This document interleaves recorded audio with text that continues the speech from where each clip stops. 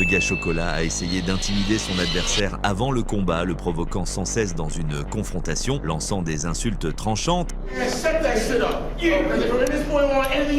et se comportant de manière provocante lors de chaque pesée et conférence de presse. Puis il a continué à jeter de l'huile sur le feu avec un sourire moqueur, visant clairement à ébranler les nerfs de l'Ukrainien. Le public bourdonnait de tension, sentant l'explosivité du combat à venir. Cependant, dès que la cloche a sonné, il est vite devenu clair que le chaos rapide promis par l'Américain ne se réaliserait pas. Dès les premières secondes, Klitschko a assumé le rôle d'agresseur. L'Ukrainien n'a pas participé à des jeux psychologiques. Il est immédiatement passé à son style caractéristique, systématique, disséquant son adversaire méthodiquement. Ses coups touchaient régulièrement leur cible, particulièrement douloureux avec de lourds crochets du droit qui déformaient visiblement le visage de Briggs. Au deuxième round, la promesse audacieuse de Briggs d'une fin rapide semblait risible. Il restait à peine debout, vacillant visiblement après les crochets droits écrasants de Vitali. Au septième round, le visage de Shannon était presque méconnaissable, marqué par un énorme hématome sous son œil gauche et une vision obstruée par de fortes saignées. À chaque échange, à la moitié du combat, l'Américain montrait clairement des signes d'épuisement. La fatigue l'affectait fortement, sa respiration devenait laborieuse et ses mouvements défensifs devenaient de plus en plus inefficaces. Briggs encaissait une quantité dévastatrice de coups, rendant à peine les frappes, survivant uniquement grâce à son incroyable solidité. Bien que frappé sans relâche par les attaques de Klitschko, il est resté debout de façon surprenante jusqu'à la cloche finale.